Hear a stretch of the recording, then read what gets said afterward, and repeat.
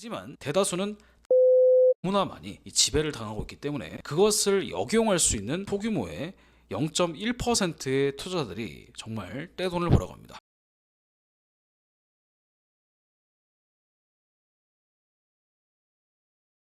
이번 시간에는 대부분 사람들이 트레이딩을 시작하거나 이미 하고 계신 분들 포함 가장 많이 하는 실수에 대해서 설명을 드리겠습니다. 이 실수가 정말 당연한 것을 알고 여러분들이 개선점을 찾았다면 멀리 돌아가도 되지 않을 길을 이걸 모르고 너무나 긴 길을 되돌아가는 경험이 있었기 때문에 이 영상을 보시는 분들은 제발 같은 실수를 안 하시길 바라면서 영상을 제작했습니다. 이미 잘하고 계신 분들은 이 영상을 보시고 리마인드를 하시면 되고, 매매를 해도 도박 같고 잘 안 되거나 수익이 났었는데 한 번에 다 무너진 경험이 있으신 분들도 굉장히 공감하실 이야기라고 생각합니다. 바로 시작하겠습니다.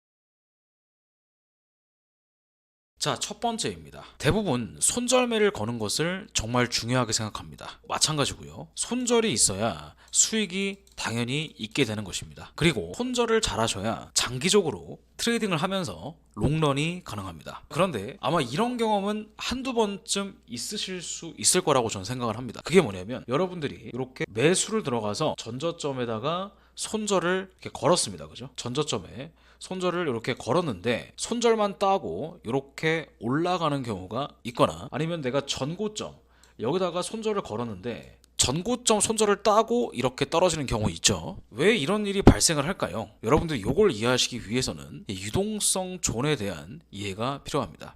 유동성 존이란 시장 참가자들이 매수 주문이나 매도 주문을 집중적으로 배치하는 구간입니다. 주로 지지선이나 저항선 근처에서 많이 발견되는 경우가 많습니다. 예를 들어서 지지선 근처의 유동성 구간이라면 가격이 재차 하락한 뒤에 특정 지점에서 반등하는 경향을 보이는 구간에서 많은 투자자들이 매수 주문을 넣을 것으로 예상돼서 유동성 커지는 것이죠. 저항선 마찬가지로 작용합니다. 그래서 그 구간에 물량을 넘기려고 하는 세력들이 굉장히 많이 이렇게 물량을 덧대는 편입니다. 이런 식으로. 그래서 필히 대량의 주문이 이루어지는 구간이기 때문에 스탑로스 헌팅이 일어날 수밖에 없습니다. 특히 이런 구간에서는 뭐가 많이 일어날 수밖에 없냐면 이 가격 변동성과 이런 거짓 돌파, 이런 것들이 많이 일어납니다. 그리고 유동성이 큰 구간이기 때문에 돈이 많은 이 스마트 머니들은 이 다량의 소액 투자자들의 손절을 이렇게 건들면서 유리한 호가의 물량을 뺐습니다.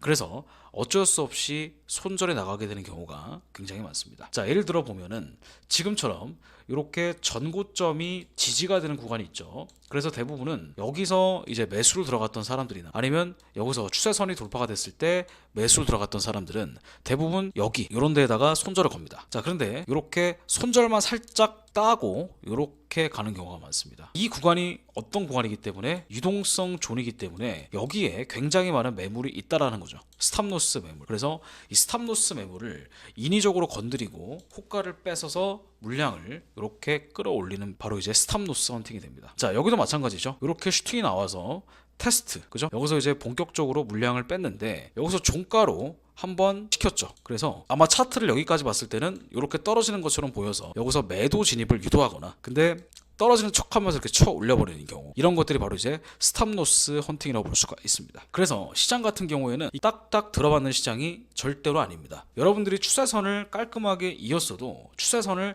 살짝씩 깨면서 올라가는 것도 그 이유가 될 수 있죠. 예를 들면 이런 식으로 올라갈 때도 이렇게 추세선을 깨면서 가거나 하는 것들이죠. 그래서 여러분들이 손절을 걸 때는 내가 확실히 상승 추세 혹은 하락 추세에 대한 확신이 있다면 이 이동성 주문이 많은 구간보다는 조금 더 멀리 손절을 잡아두시는 게 좋습니다.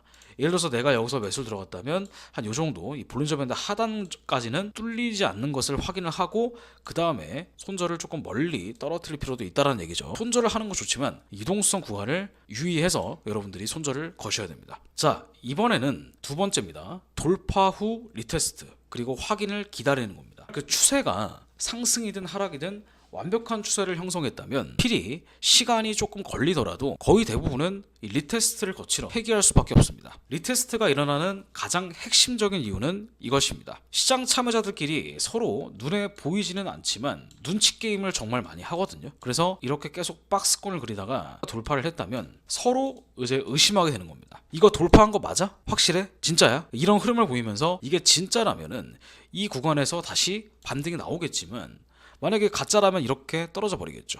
왜냐면 돌파 후에 흡소 후에 이렇게 가는 경우도 굉장히 많기 때문에 추세는 리테스트를 거치러 올 수밖에 없습니다. 그리고 두 번째 이유는 바로 이 수요와 공급의 재조정입니다.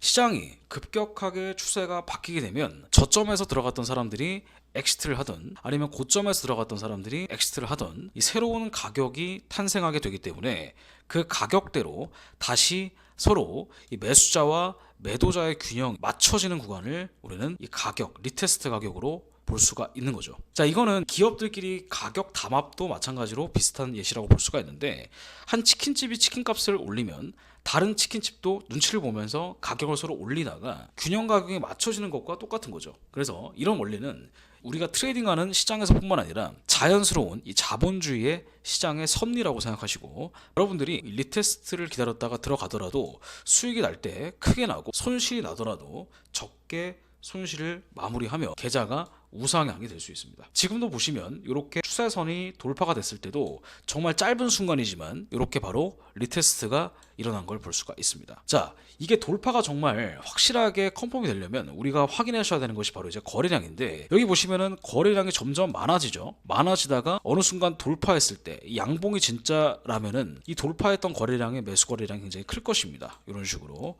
굉장히 사이즈가 크죠. 근데 만약에 힙소라면은 돌파했을 때 거래량이 훨씬 더 적거나 아니면 돌파했을 때 거래량 크지만 다시 이렇게 밀어 떨어지는 이 음봉의 거래량이 훨씬 크면서 힙소를 유발할 수가 있습니다. 1번은 우리가 어느 정도 예상을 할 수 있지만 2번과 같은 구간에는 들어갔다가 아니다 싶으면 바로 손절을 하고 나오셔야 됩니다. 여기 전고점을 돌파했습니다. 보통은 이렇게 리테스트 후에 이런 식으로 새로운 채널 상단으로 올라가는 경우가 많은데 지금 돌파했을 때 매수 거래량이 전 매수 거래량보다 확연히 줄어든 걸 볼 수가 있습니다. 그리고 바로 음봉의 거래량이 나오면서 매도 거래량이 앞전에 있던 매수 거래량을 잡아먹었죠. 그래서 이런 식으로 다시 밑으로 떨어지면서 이렇게 추세가 급락이 나오는 겁니다. 이런 것들이 바로 이제 리테스트가 애매한 구간이고 지금처럼 이렇게 돌파가 음봉으로 나왔을 때 거래량이 굉장히 많잖아요. 거래량이 많다. 그러면 여기서 리테스트 후에 이렇게 떨어질 때 이 매도 거래량, 이 매수 거래량이 앞전 매도 거래량보다 적다면 그 리테스트 물량이 적다면 이것은 보통 웬만하면 추세가 하락으로 이어지는 구간이라고 볼 수가 있습니다. 자, 그 다음에 세 번째는 이 시장의 비합리성을 여러분들이 이해하셔야 됩니다. 자, 주식시장이든 선물시장이든 이 참여자들은 굉장히 다양합니다. 작게는 우리 같은 개인 투자자부터 큰 규모는 정말 큰 대형은행이나 펀드들까지 서로 남의 돈 먹겠다고 들어오는 시장이 바로 시장입니다. 이 트레이딩 마켓이라는 거죠. 그리고 그러한 투자자들의 차이는 서로 다른 전략의 차이, 자금의 차이가 있을 수 있습니다. 그러한 차이가 있기 때문에 우리가 생각하는 그런 교과서적인 흐름이 잘 나오지 않는다는 것이죠. 또한 이 생각보다 인간의 심리는 종종 비합리적입니다. 대표적으로는 공포나 탐욕 그리고 포모 심리 이런 것들이 되겠습니다. 자, 모든 시장 참여자가 똑똑하고 합리적이라면 이런 시장에서 돈을 버는 사람들은 극히 드물 겁니다. 왜냐하면 모두 다 공포, 탐욕 이런 심리들을 다 배제한 상태에서 이성만 있기 때문에. 하지만 대다수는 단순한 심리 상태에 너무나 많이 지배를 당하고 있기 때문에 그것을 역용할 수 있는 소규모의 0.1%의 투자자들이 정말 떼돈을 벌어갑니다. 또한 시장에서는 나보다 더 똑똑하고 잘난 사람들이 많다는 거죠. 단순히 차트를 넘어서 외부 정보, 미정보를 통한 거래로 수익을 챙기는 투자들도 많고 이 시장을 이끄는 마켓메이커라면 철저히 설계해놓은 그들의 판을 미리 알고 들어가서 수익을 보고 나오는 사람들도 많습니다. 그렇기 때문에 내가 아무리 차트를 잘 보고 들어갔다 하더라도 이런 교과서적인 흐름을 보이지는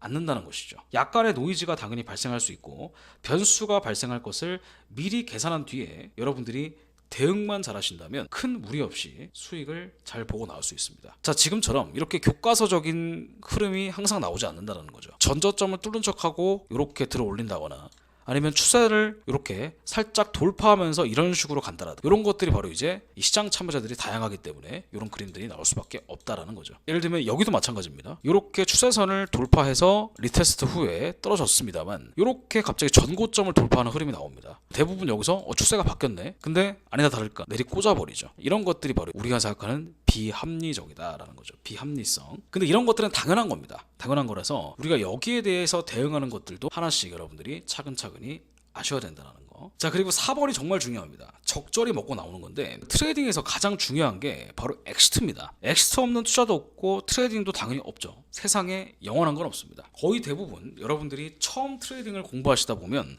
가장 많이 보시는 게 그리고 가장 많이 공부하시는 게 바로 이 적절한 진입 시점을 찾는 거예요. 그런데 그것보다 훨씬 더 중요하다고 생각하는 게 바로 엑시트입니다. 이건 제 경험담인데 예전에 코인으로 우연치 않게 큰 수익을 본 적이 있습니다. 아마 그때 펌핑 코인에 들어가서 수익이 거의 8천만 원인가 찍혔던 적이 있었거든요. 그런데 그때 제 꿈은 8천만 원만 먹고 나와도 정말 좋은데 근데 저는 3억 4억을 보고 있었습니다. 욕심이었던 거죠. 말 그대로 내가 익절하고 더 가면 내게 아닙니다. 그런데 결국은 익절하지 못하고 한 200, 300만 원만 먹고 나왔던 기억이 있습니다. 8천만 원이 200만 원, 300만 원 줄어든 거죠. 사람의 욕심은 끝도 없는 거죠. 말 그대로 내가 익절하고 더 가면 내게 아닙니다. 감사히 잘 먹었다고 생각하고 다음 타이밍을 기다려야 되는데 사람은 합리화의 동물이기 때문에 크게 수익을 보면 엑시트라 생각을 못합니다. 또한 시장은 아무리 내가 발가락 끝에 잡았다 하더라도 어떻게 될지 모릅니다. 1초 뒤에도 미래를 모르는 게 시장이죠. 항상 시장은 예상치 못한 움직임을 볼 수 있기 때문에 적절한 익절 라인을 잡고 대응하시는 게 정말 중요합니다. 그리고 이게 가장 큰데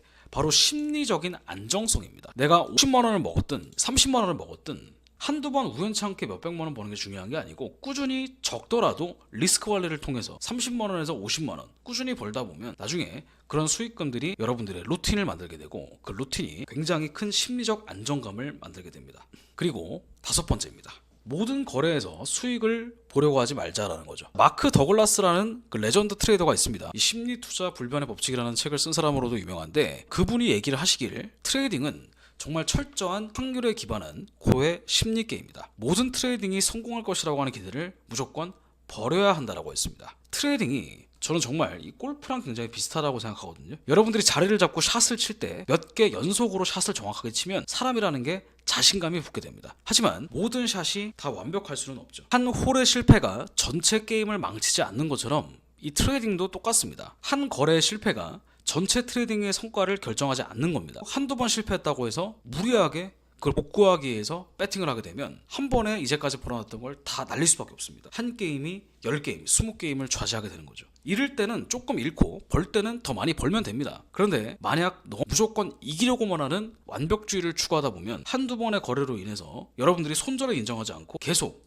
물타기 라이언 일병 구하기를 하다가 전 소대가 전멸하는 결과를 낳게 됩니다. 진 거는 깔끔하게 인정하고 다음 게임, 다음 타임을 기다리면 됩니다. 내가 매매를 하려고 그 자리를 3시간을 기다렸는데 그리고 그 자리에 딱 와서 매매했는데 실패하면 그 허탈감은 이루 말할 수 없겠죠. 내가 10시간을 기다려서 매매했든 그게 중요한 게 아닙니다. 수익을 안 준다면은 그거는 내가 잘못됐다는 거 인정하고 빠르게 잘라야 되죠. 내가 기다린 시간이 정말 아까워서 내가 아무리 분석을 잘해서 들어가도 손절은 필수 불가결합니다. 빠르게 손절을 인정하고 시장이 맞고 나는 틀릴 수 있다. 이런 마음가짐으로 트레이딩에 임하시면 장기적으로는 계좌는 우상향이 될 수 있을 거라 생각합니다. 여러분들이 이 5가지에 대한 실수를 지금은 와닿지 않으신 분도 계실 건데 아마 매매를 좀 해보신 분들은 와닿으신 분들이 많으실 거예요. 그래서 이거를 여러분들이 하나의 원칙으로 삼으시고 어떤 기법을 적용하시든 간에 이 원칙을 고수하시면서 이런 거구나, 이런 게 당연히 있을 수밖에 없구나 인정을 하고 넘어가시면 트레이딩 계좌가 굉장히 빠르게 우상향할 수 있는 그런 때가 될 것이라고 저는 확신합니다. 함투사에서 월요일부터 금요일까지 매일 2시간씩 유튜브에 올라와 있는 글로벌 트레이딩 전략을 기반으로 같이 실전 매매하고 있는 리뉴얼 멤버십을 진행하고 있습니다. 최대 3일까지 무료 체험을 진행 중이니까 관심 있으신 분들은 아래 고객센터 혹은 채널톡으로 연락을 주시고 카카오는 운영하지 않으니 사칭에 주의해 주시길 바라겠습니다. 감사합니다.